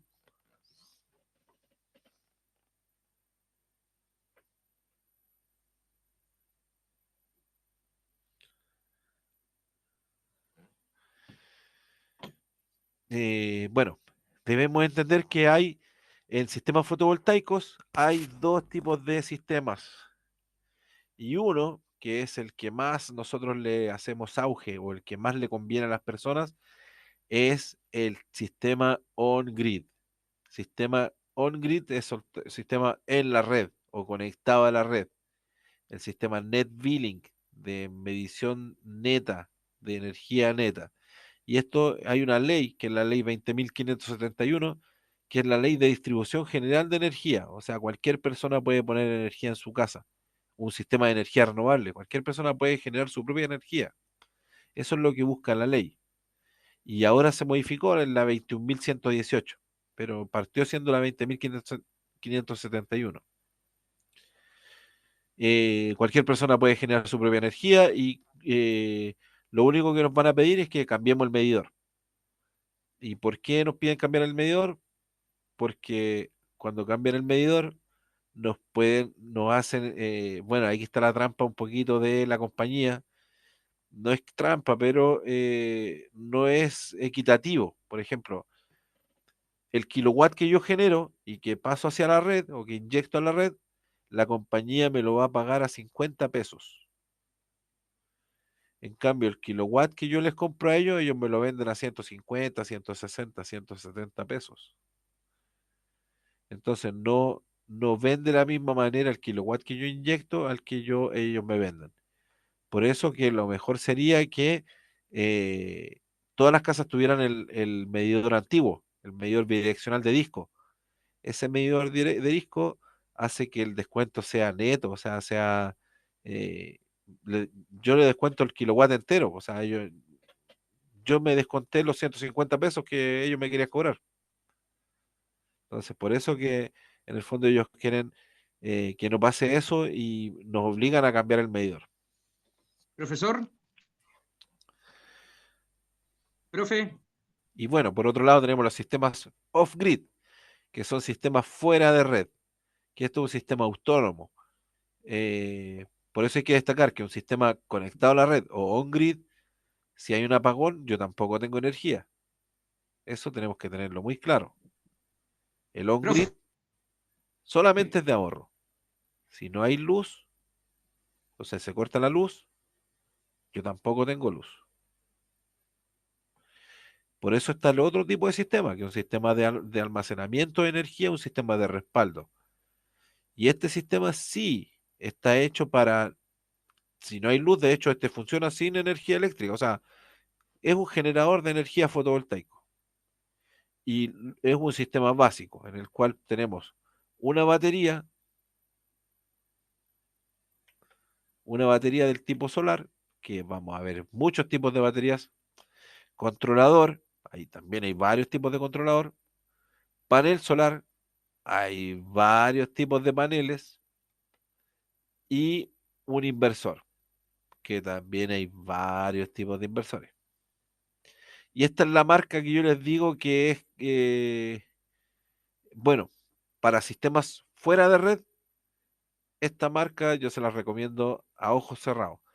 ¿Por qué? Porque es una marca que les va a dar garantía. Ellos garantizan que el sistema no falla. Esa es su garantía. Victron Energy.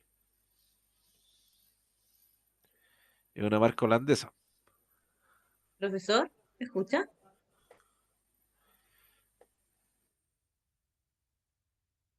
Bueno, también están los sistemas que, por ejemplo, tenemos un sistema con un inversor cargador, que podría ser eh, lo mismo que esto, pero el inversor, esto es solamente un inversor, que el inversor también cargue las baterías cuando los paneles esté el día malo, el inversor cargaría las baterías, pero ya es un inversor cargador, esto es solamente un inversor. Hay inversores que cumplen esa función como sistemas híbridos, como les decía aquí, un sistema híbrido, puedo tener batería y también cargarlas con la red o con un generador o con un sistema eólico, con cualquier fuente de energía. O a veces hay algunos que puedo ponerle hasta más de una o más de dos. Por ejemplo, el sistema fotovoltaico prioritario. Después, si falla el sistema fotovoltaico, está malo el día, aparece la red. Si no hay red, hay un temporal, se cortaron los cables, no tenemos energía eléctrica, generador aparece y yo no me doy cuenta dentro, la casa siguió funcionando y esto es todo instantáneo. Se baja uno, aparece el otro al tiro. Es como el partido de fútbol, están esperando el jugador en la orilla que el otro se lesione para que entre inmediatamente, no sé, sin anunciar el cambio, nada, se hace el cambio inmediatamente. Bueno, ¿qué compone un sistema fotovoltaico fuera de red? Un sistema, nosotros vamos a instalar un sistema off-grid, que es un sistema con baterías. Y un sistema off-grid va a tener un panel solar fotovoltaico, que ese panel solar fotovoltaico, la potencia va a depender de lo que vamos a energizar. Si vamos a energizar una ampolleta de 2 watts, 3 watts, 5 watts, el panel que vamos a necesitar es más o menos chico, porque esa ampolleta o la luz que vamos a energizar, vamos a almacenar la energía en batería. Y esa energía de batería tenemos que reponérsela todos los días con el panel. Esa es como la función.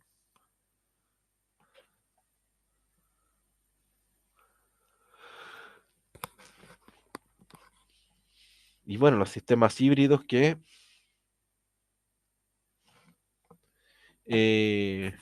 puedo pedirle energía a la red para cargar la batería y hoy en día hay sistemas que yo le puedo pedir energía a la red y hoy en día se la puedo hasta devolver. Le pido energía a la red y cuando tenga energía, cuando haya luz solar, te la devuelvo. Si hablamos de paneles solares, tenemos que saber que hay de varios tipos. Los más comunes son los de tipo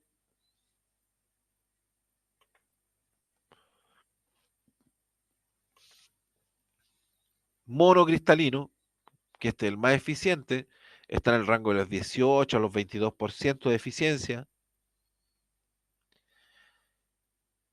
La eficiencia nos habla de la cantidad de radiación o de energía útil que pueden convertir eh, o transformar. Habla de la energía útil que ellos pueden generar. Pero esto es solamente un dato. O sea, nos quiere decir que, por ejemplo, si yo tengo un kilowatt o un panel de 100 watts de monocristalino con uno de 100 watts de policristalino y uno de 100 watts de amorfo o de capa fina, el que más va a generar va a ser el de 100 watts de monocristalino, porque es más eficiente. Después viene el policristalino, que se podría decir que eh, está hecho de todos los retazos de los otros paneles, de las otras obleas, que es lo que sobró de acá, hicieron el policristalino, derritieron todo y por eso que tiene diferentes tonos de azul, se ve las tonalidades como mezclas. Y después están los paneles amorfos, que son mirados como los patitos feos de los paneles, pero no son tan patitos feos, porque si nosotros les ponemos sombra a todos estos paneles, el que más va a generar va a ser ese patito feo. Es el menos eficiente, entre paréntesis, pero cuando hay que trabajar en climas adversos, es el más eficiente en climas adversos. De hecho, como dato, es el panel que usan las calculadoras, esa calculadora que tiene todo el año adentro del estuche y que cuando la va a ver prende, es por ese panelcito amorfo que tiene incorporado.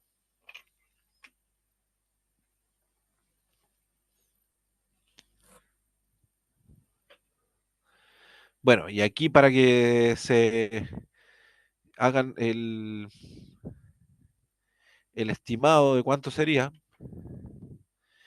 se dice que si yo quiero instalar un kilowatt peak de paneles, el kilowatt peak quiere decir la cantidad de paneles que voy a poner, por ejemplo, un kilowatt, dos paneles de 500, tampoco es tanto, o cuatro paneles de 250, o 10 paneles de 100, pero entre poner 10 paneles de 100 y poner dos de 500, me voy a ahorrar, los clamps, que son los aprietes centrales, la, los ground clips, que son los clips de tierra, eh, cable,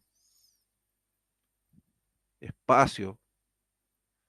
Hoy en día un panel de 500 equivale en tamaño, capaz que ocupen hasta más espacio los 10 de 100, porque son más antiguos, ya prácticamente hoy en día se ocupan, están llegando de 550, 600, cada vez más potencia.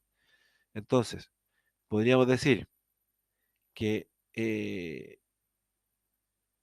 si quisiéramos hacer un kilowatt, es solamente un ejemplo, aquí necesitaríamos de 7 a 9 paneles. Acá con el policristalino de 8 a 11. Después este otro tipo, que son ya capas finas, pero con diferentes dopajes, de 11 a 13, de 14 a 18, y por último el amorfo, que es como también el que usan los farolitos del patio, las lucecitas de Navidad, todo eso usan tipo amorfo o capa fina.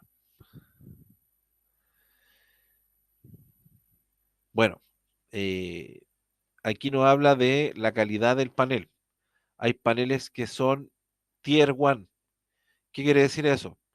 Un panel que es Tier 1 es un panel que viene trabajando haciendo investigación y desarrollo de las celdas fotovoltaicas. Han fabricado paneles hace muchos años, hacen no tan solo la celda, sino que hacen todos los componentes del panel. Y esos paneles que cumplen todas esas características son Tier 1. Y pueden decir, mira, yo soy Tier 1, mi panel es Tier 1. ¿Y cuál es la ventaja de que sea Tier 1? Que te dan garantía. Mi panel es tan bueno que te doy 10 años de garantía que no falla. Ya, ¿de verdad? Sí, pues, sí es Tier 1. Después vienen los paneles que son Tier 2.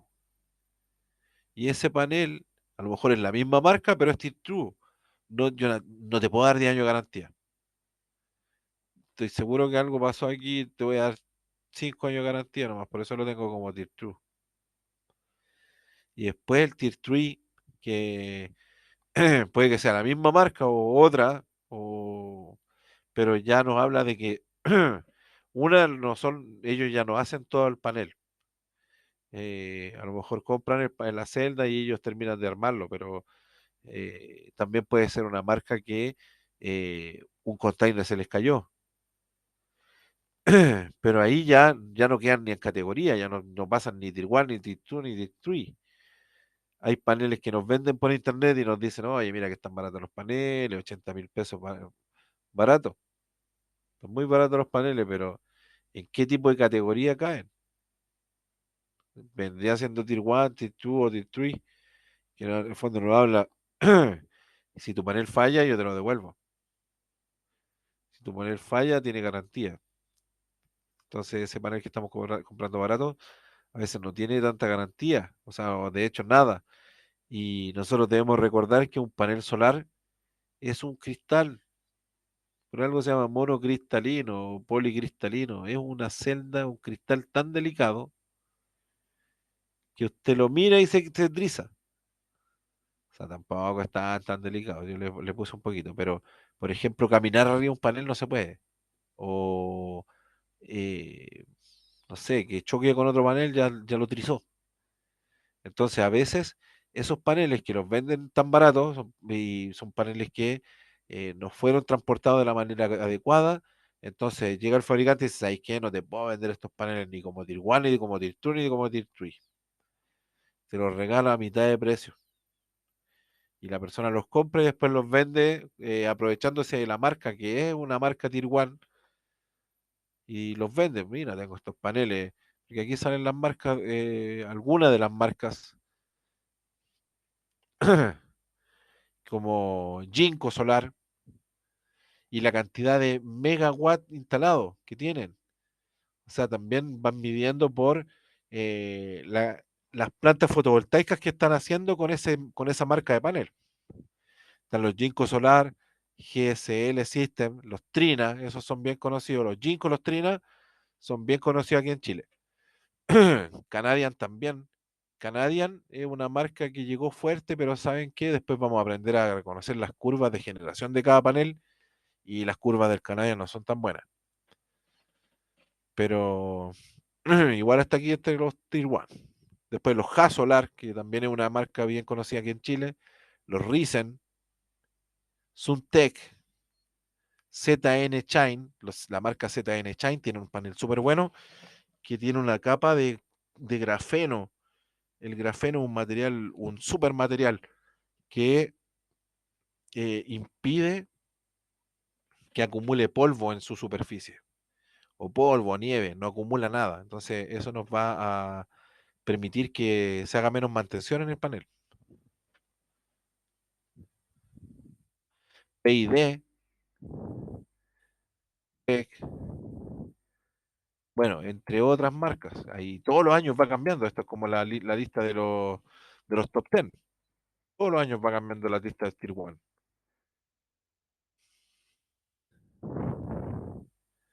Bueno, tenemos paneles.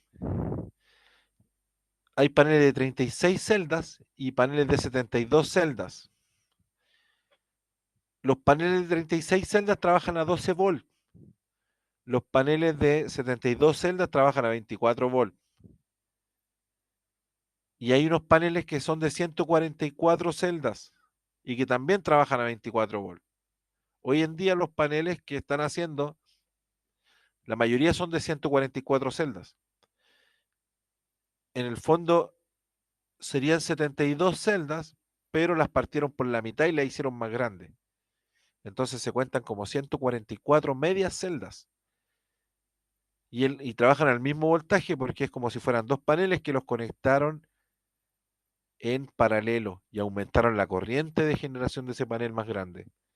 Entonces ya no es un panel de 200 y que genera 5 amperes, sino que es un panel de 500 que genera 24 volts y 10 amperes. Se dice que los paneles de 60 celdas están hechos para los sistemas conectados a la red. Entonces, por eso que los pusimos acá. Pero si ustedes lo quisieran poner en un sistema fuera de red o aislado o sistema off-grid, tendríamos que poner un controlador de carga MPPT. ¿Cuál es el MPPT? Lo vamos a aprender a reconocer en algún momento. Los máximo Power Point Tracker o los seguidores de máximo punto de potencia. Acá tenemos alguna ficha técnica en la cual podemos ver todo lo que son los aspectos técnicos de un panel. Por ejemplo, aquí tenemos tres ejemplos de panel, uno de 310 watts, uno de 315 y uno de 320.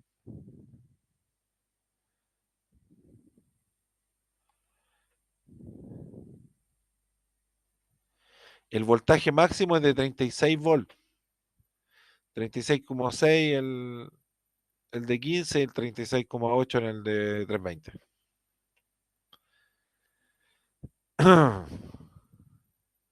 ¿Qué dato podemos sacar aquí? Importante que también aquí hay un dato de coeficiente de temperatura. Por ejemplo, este que dice coeficiente por el VOC. Ya, ese dato nosotros lo vamos a aprender a calcular cuánto podría llegar a subir el voltaje o cuánto podría bajar el voltaje. Porque es importante que nosotros sepamos un fenómeno que ocurre en los paneles y que es en la mañana con la primera luz solar genera este voltaje de circuito abierto o este voltaje de open circuit y que puede llegar a los eh, vamos a ver cuánto nos llega que nos dice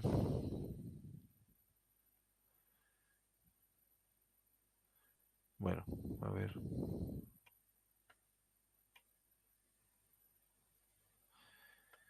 Bueno, la cosa es que un panel de 500 va a estar generando cerca de 50 volts como voltaje de circuito abierto. Y ese voltaje de circuito abierto va a subir cuando las temperaturas son bajo cero. O sea, de hecho nos quiere decir que va a bajar un 0,31% por cada grado Celsius. Entonces, cada vez que baje la temperatura va a subir el voltaje de circuito abierto.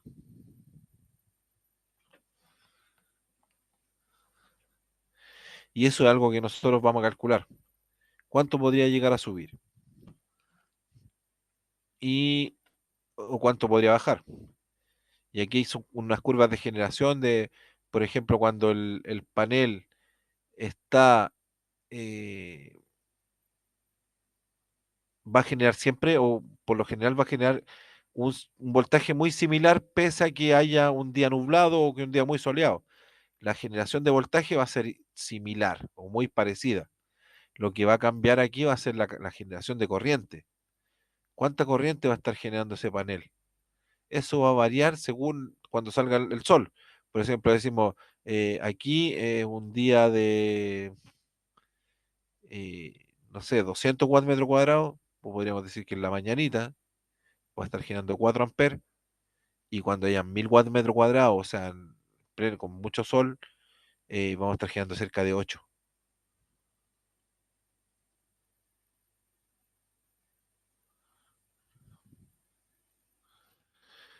Cerca de 8 amperes.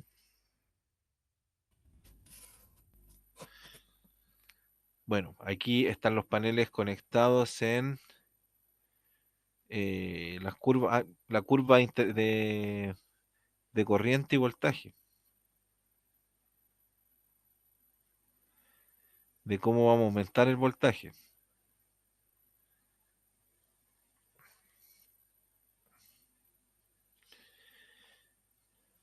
Nosotros cuando conectamos en serie vamos a aumentar el voltaje de la celda. Por ejemplo, acá tenemos, imaginemos que aquí tenemos el positivo, negativo. Después el negativo con el positivo que viene sale con negativo. El positivo que viene sale con negativo. Entonces, acá de este lado tendría un positivo que va hacia la batería y de este otro lado sale un negativo hacia la batería. Y si aquí tengo 12 volts, hago 12, 24, 36 volts. 36 volts sería el resultado de conectar tres paneles de 12 en serie. Pero aquí nos dice tres paneles de 15 volts. O sea, si fueran 15 volts, 15, 30, 45 volts. Y 3 amperes. 15 volts y 3 amperes. 30 volts y 3 amperes. 45 volts y 3 amperes. Los amperes se mantuvieron. Lo único que cambió fue el voltaje.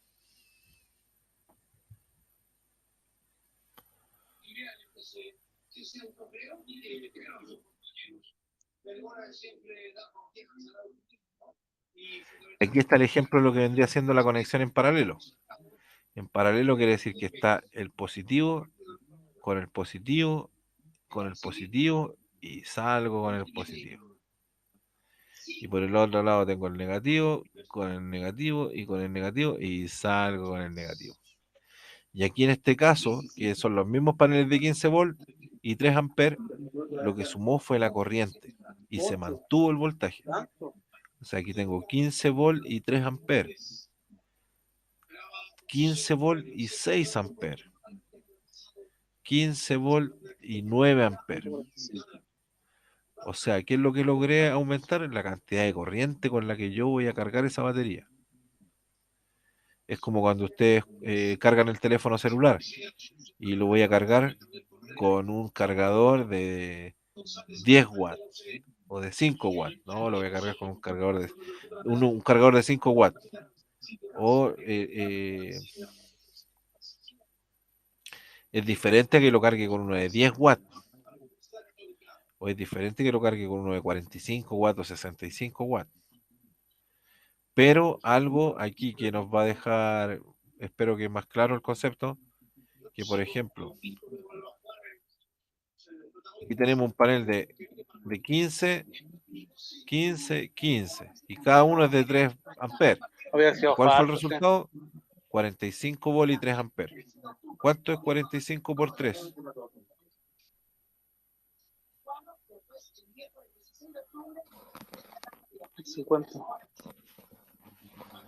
¿Cuánto?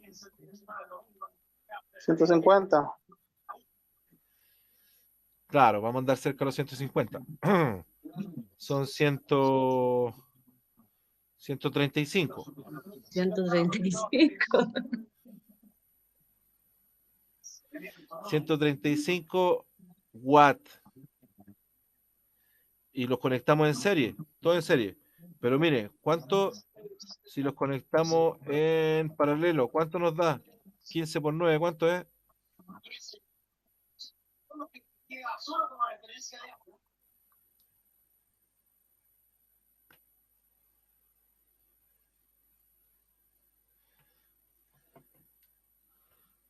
¿Cuánto da?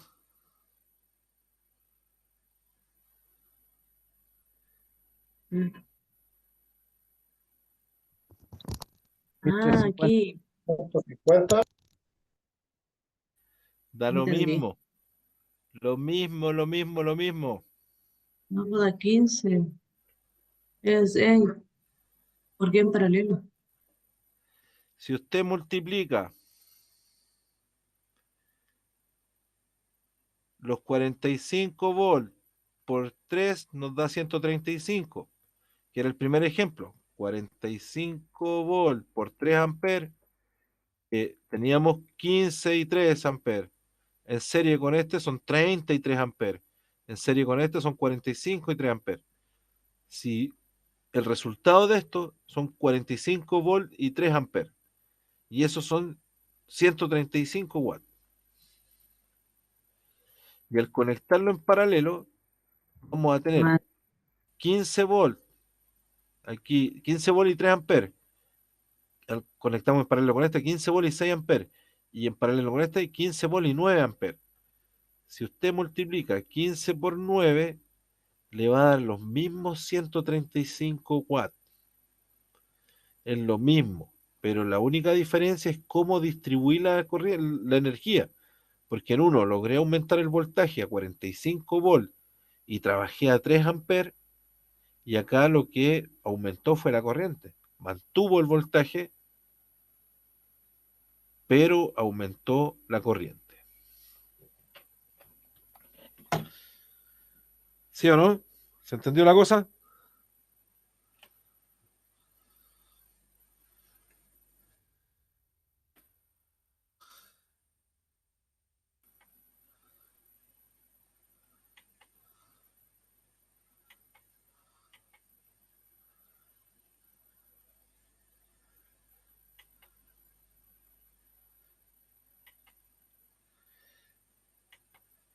Ya muchachos, ¿cómo quedamos? Bien, bien. Muy enredado, ¿no? Sí. Un poquito enredado, pero se entiende algo. Ya, de a poco vamos a ir reforzando. Muchos conceptos Profesor, una nuevos. consulta. Profesor, ¿puedo hacer una consulta? Dígame. Usted habla de los paneles solares que nosotros, según el panel, puede conectar ampolletas, varias ampolletas. ¿Qué pasa cuando, en este caso, en el invierno baja la energía, ¿cierto? Y el panel no alimenta toda la ampolleta que teníamos nosotros conectada. ¿Nosotros podemos eliminar ampolletas para bajar el consumo? Sí, pues, sí. Sí, prioriza algunas cosas por sobre otras. Sería lo ideal. Sí, porque supone que en el invierno bajaría el consumo del panel, ¿o no? Va a bajar lo que va a generar el panel, claro. Por eso que nosotros cuando vemos todo esto tenemos que decir, ya, en invierno voy a tener esta cantidad de radiación y yo necesito toda esta cantidad de energía. Entonces, si ya vimos que un panel va a generar 100 y yo necesito 1000, entonces en invierno voy a necesitar más paneles para llegar a esos 1000 y no tener que disminuir la cantidad de luces. Ahora, si usted no quiere invertir en más paneles, también está la alternativa que usted dice. Voy reduciendo los consumos y me evito gastar más o consumir más energía para que tenga priorizar algunos consumos por sobre otros. Profe, una consulta. Gracias, profesor, gracias. Ya, ¿Sí me escucha? ¿sí? Sí, por ejemplo, en el ejemplo de las conexiones en paralelo y en serie, que nos mostró en los ejemplos, ¿Sí?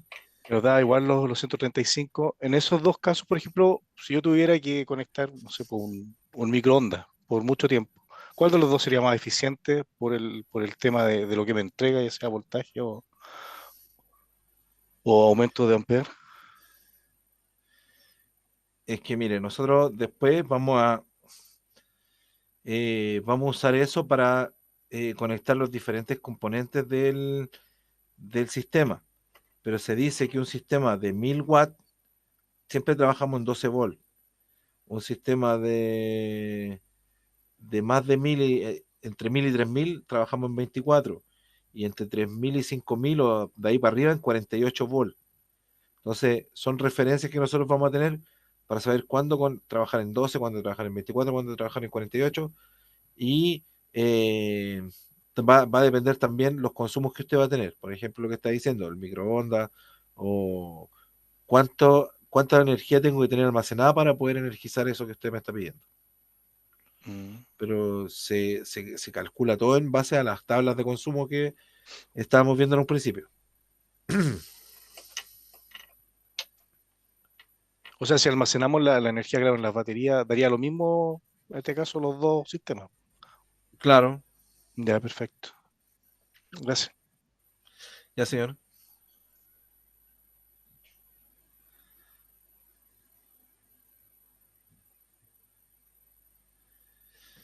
Ya muchachos, Listo, son profesor. libres. Muchas gracias. Gracias, profesor. Que descanse. Buenas noches. Muchas gracias, Gracias, muchachos. profesor. Buenas noches. Nos vemos cuando el Chao, martes buenas entonces. noches. El Muchas próximo gracias. martes. Martes. Chao, profe. Vaya, Muy muchachos. buena la clase, muy buena. Chao. Buenas noches, Muchas gracias, profe. chiquillos. noches. Que Gracias. descansen. Buenas noches, profe. Buenas Buenas noches. noches. Buenas noches. Buenas noches, gracias. Buenas noches, que estén bien.